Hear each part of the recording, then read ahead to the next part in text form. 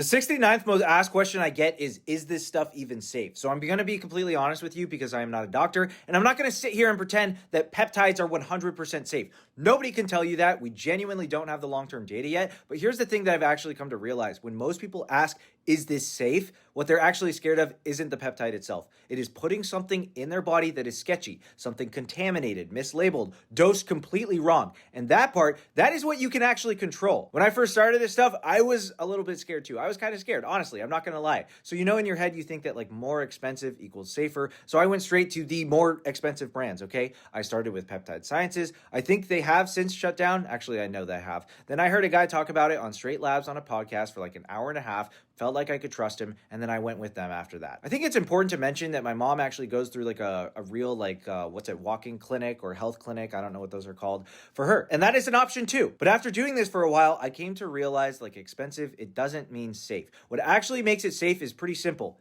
A, they third-party test every single batch. B, they're actually reputable. And C, you genuinely trust them. In my opinion, a lot of these companies just pull from the same source and then slap their own logo on it anyway. So the company that I use now is Disguised Research. I've been with them for like 6 months at this point. And I know this is going to sound silly, but for the big reason I trust them early on was I looked them up. And a bunch of influencers with huge followings use them. People who aren't even just like main Tide pages. Since I first started with them, they have been onboarding new people. They upgrade everything. They are investing back into the business. They do more testing now. They have it all like shipped at a warehouse in the United States, in Sacramento, so you're not waiting for customs or anything like that. They do verified testing, and I literally I got new purity emails from them yesterday. They are in Sacramento. I used to live there. I just said that, and I text the owner all the time. Not to mention, I'm an affiliate with them, so I'll always be transparent about that, and I'm in a group chat with a bunch of other creators who use them too. So if you want to look into it yourself,